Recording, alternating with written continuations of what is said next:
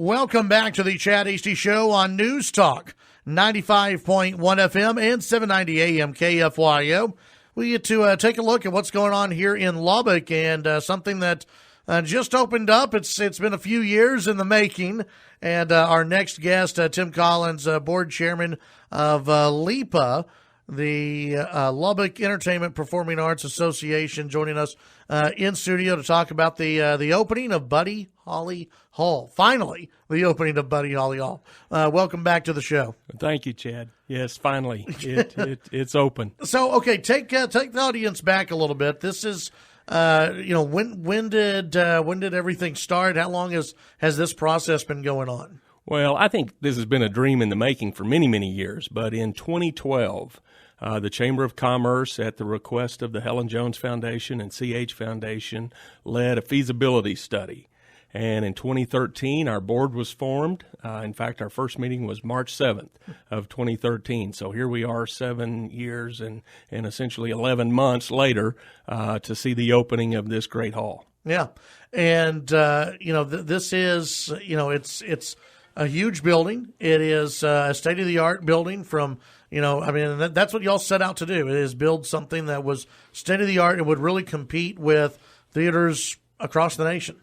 I believe that's correct. And it was our goal to have a wonderful facility that would accommodate all types of entertainment activities. And of course, we expanded that goal a little bit as we went about adding the education component with Ballet Lubbock and LISD. But this theater is comparable to any theater that you can imagine, both in its size and its capacity, its seating capacity, and its acoustics. The acoustic value of this building is an NC-15, and that is the best. And so we have the same hall as they have at Bass Hall in Fort Worth, at Lincoln Center. Anything you can think of, I think we stand shoulder to shoulder with them. That's great. So go through the process. Hey, how did because there are some who are new to Lubbock and they don't know what all went into this. Obviously, private funds, went into this. This was done, privately funded fundraising. Took a long time, but it was something that was worked on for a while to bring that money in. But tell folks kind of how that process went about. Yeah, so we began with the organization, as I said, in 2013. We started raising funds then. We had a commitment from the Helen Jones Foundation and CH Foundation, and that was the first step, was to be involved in fundraising, and that was a big part of what we did for a long time. But the foundations insisted that we start doing design immediately. Use our funds for this purpose and let's get started. And so we had Garfield Public Private, a development company out of Dallas, as our developer. They were the developers of the Overton Hotel and Conference Center. And so they had a history in Lubbock, and we had a history with those folks, and they were tremendous in helping us get the project going. We hired a design architect, Diamond Schmidt International Architects out of Toronto, Canada, who have expertise in performing arts center.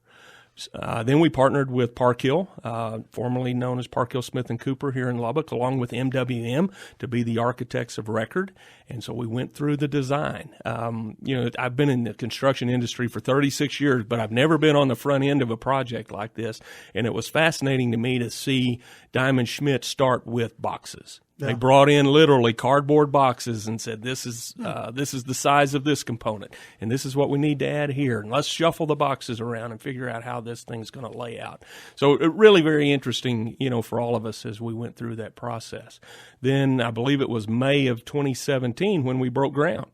And started construction, continuing to fundraise. We continue to do that today because we're not complete with the fundraising component, but we've been through these processes. And then, of course, we're 3.5 years of construction to get us to opening night. Yeah. But what a thrill. Yeah, absolutely. So you are still fundraising right now? Sure, absolutely. Okay. Mm-hmm. So people can still donate money, or are you looking for big corporate, what are you kind of looking for? I tell this story often. The foundations gave their gifts to get us started, and the very first gift that we received from a private donor was $100. Yeah.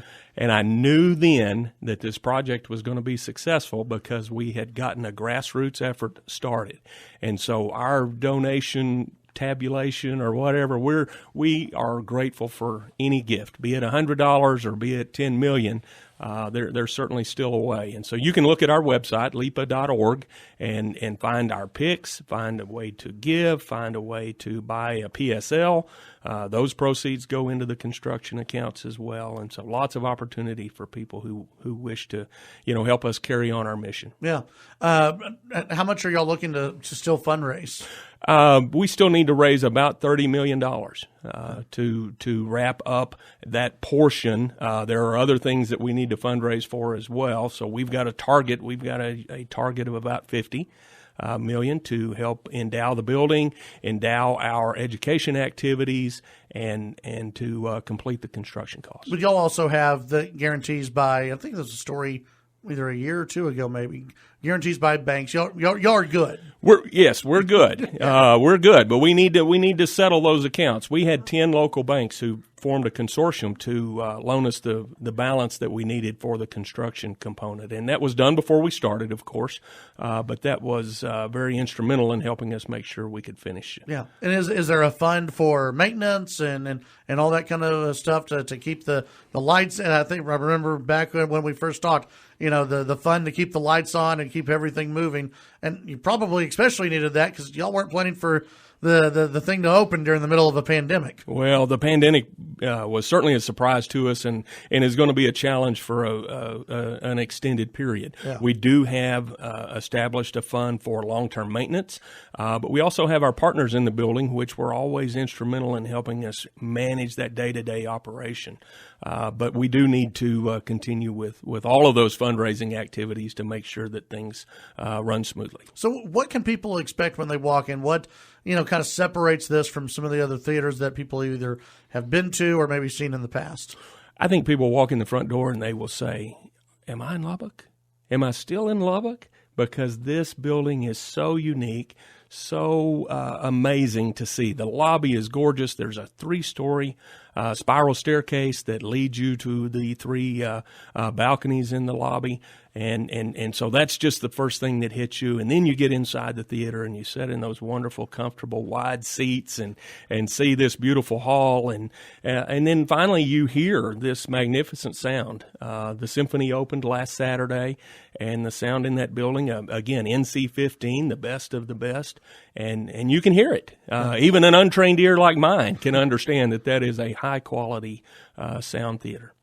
And so what up until things are officially reopened and at full strength, what does the at least short term look like for Buddy Holly Hall as far as performances go? How many people are allowed in? What does that look like? So the symphony had about 800 guests. And ASM, our management team, has done a wonderful job with social distancing. They're selling tickets in pods, and so if you order 4, then you're going to get a pod of 4, and you're going to be distanced away from someone else, and you get to pick the number so that you up to 6, so that you don't have to be concerned about being forced to sit next to someone that isn't a part of your group or someone you don't know. Yeah. So even though that's not 50%, which the governor allows, we are doing that in a way to make sure that everybody can be as safe as they can be. Yeah.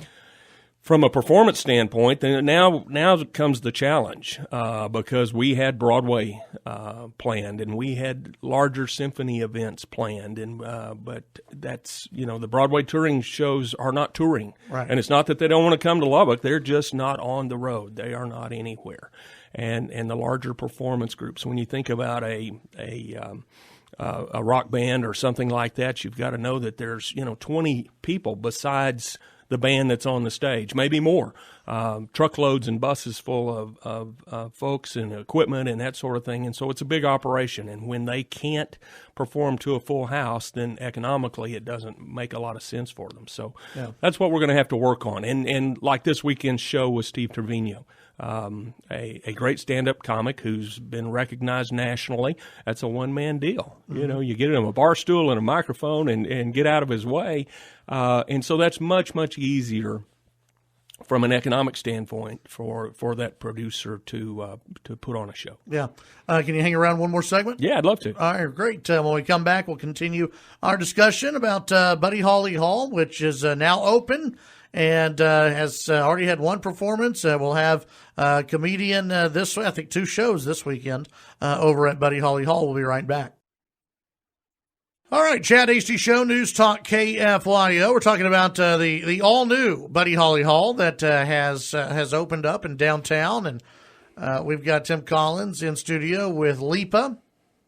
And for those who don't know, LIPA, what's the relationship between LIPA and Buddy Holly Hall? So LIPA was the nonprofit organization that was formed to actually construct and own the building. And so that's their role. We have hired a building management company who's responsible for the day-to-day operations, responsible for ticketing, booking shows, and managing our opportunities for catered events and things like that. So we've got professionals who do what they do, and we try to stay out of their way for the most part. Right. United Supermarkets is a major part of this as well. Wonderful partner. United will be operating a restaurant, Rave On, and I believe the targeted opening date is February the 5th. For that, they will operate our concessions as well as catering. We've got about 6,000 square feet of multi-purpose space that will allow catered luncheons and dinners in the venue as well. How often will this building be open where people can go in? I hope we've got activities 7 days a week, truly. The restaurant is planned to be open 6 days a week for lunch and dinner. I think they'll be closed on Sundays. But I think we have activities, opportunities, for virtually every day. Yeah, and the reason I bring that up is because especially with the restaurant and, with First Friday Art Trail, which is in that area and everything, that becomes sort of a gathering point. Even if there's not a big performance going on or anything, it becomes just another gathering place for people. Well, hopefully it does. Jack Diamond described the building to us when we were first getting started as Lubbock's living room.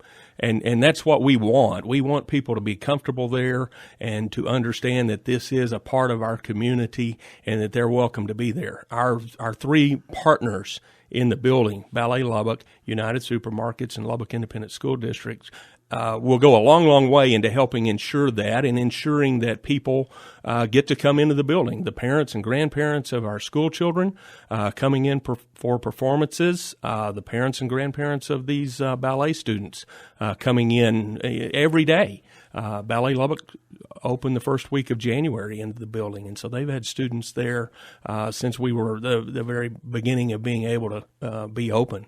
And LISD's had several performances. A cool thing that they've been doing, and most of these competitions are having to be video recorded and sent in for judging. And so they've been recording the performances of their choirs and orchestras to be sent for statewide judging. So really, really great opportunities for them, even though they may not be in the building. We may not be able to have the full capacity in the building of spectators. We had someone texting in asking how many theaters are at the Buddy Holly Hall. So there are 2 theaters. We've got the large main theater, 2,200 seats, and then we also have a smaller theater that seats about 400, and that theater is the one that will be most used by LISD, but also available for, again, these catered events. If you have a lecture series, it'll be utilized by Texas Tech and their performers that need a smaller setting, but again, top quality. That small theater is NC-15 as well. Do you worry about parking in the future? I think this is something we talked about early on in the process. Especially if a hotel is built across the street, there are a lot of plans for that area. Is that something that may become an issue in the future? Well, if it does, first of all, what a great problem to have, to be concerned about so many people being downtown that we have to worry about parking. So yes, that's but it is something that we're planning for. We have some acreage next to us that we will construct a parking lot on in a shared parking agreement with the city. But there will be other parking concerns as we come up, and as we see, probably the need for a parking garage, that'll have to be addressed. Yeah. But if you recall, that was the start of Sundance Square in Fort Worth. Those 2 parking garages that Ed Bass helped and the Bass brothers helped get built, led to the development of downtown Fort Worth, or the redevelopment anyway. And so, maybe we can do something like that. Yeah. Let's see. Someone asking, what does the NC-15 rating mean? So someone asked me that very early on, and that's a lot of physics, and that gets over my head pretty quickly. But it sounds really good. It sounds really good, and so don't ask me to explain it in depth. But 15, the lower the number, the better. And so NC 15, I understand to be about the best that can be achieved, and it's comparable to Bass Hall, the Tobin Center, again, Kennedy Center, and other theaters that you've heard of around the country. So the lower the number, the better, and both of those theaters being NC 15 puts us comparable to all theaters of great quality. In the future, when things are back to normal, and you can bring in different productions and everything else, what are your expectations? What can folks in Lubbock expect to see? What types of performances? How big of performances can people expect to see over at the Buddy Holly Hall? Well, the Broadway series, of course, is going to be at the forefront, and they will bring 8 to 10 shows a year, I believe, and we have a Broadway producer who is responsible for that, ATG out of Kansas City, and so. But I think we see the top Broadway shows, Lion King. Hamilton is going to want to tour into larger theaters while it's still new, but it'll eventually get here. We'll say Les Mis and lots of things like that, and multiple shows. I think if Lion King comes, they'll be here for a couple of weeks, and so we become this regional tourist attraction again. We sold 5 sold-out concerts for Garth Brooks in Lubbock, Texas. Yeah. We can sell 8 or 10 sold-out shows for Broadway. We'll see the symphony continue to expand its capacity. They do a wonderful job. That is a great, great symphony. And we'll see them bring in more guest artists as the opportunities present themselves to have 2,200 folks in. We'll see Yo-Yo Ma again. We'll see, great artists in that genre. But I also think we'll see comics. We'll see rock bands. We'll see all types of different productions in the building, which I think, again, the whole goal, make sure that you appeal to everyone, throughout the region. And I think we'll be able to do a good job in doing that. Another texter asking, up until you can get full and have full attendance, will there be any streaming of performances? That's quite possible. I believe that the symphony performance last Saturday was live streamed across the community, and so I know I talked to several people who did that. Yeah, I think it's that'll be something that. And maybe up to different performers and acts that y'all bring in that they may have issues with that. Who knows? Well, they may have issues with it, but they may also see the opportunity that live streaming could bring to them economically. And unfortunately, it is a lot about the economics for those touring professionals. So, can people buy?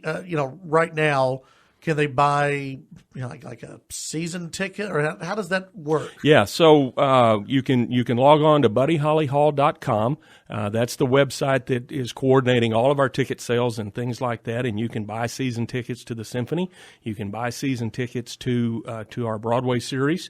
And those tickets are guaranteed, and so just like we've had this year, we bought our season tickets for Broadway, and then they had to be canceled. Those dollars are guaranteed. They can be refunded or they can be applied to next year. But you will also see, and you can register your email so that you get notifications of upcoming events and the activities that are going to be in the building, buddyhollyhall.com. You can still buy PSL tickets, where you're guaranteed that seat for any performance that you choose to attend. And so that's done through LIPA. What's your favorite seat? My favorite seat's the one I sat in last Saturday night. Yeah? Yeah. Not a bad seat in the house, though, There right? should not be a bad seat in the house. Hey, Tim, thanks for stopping by today. Appreciate it. Thank you, Chad.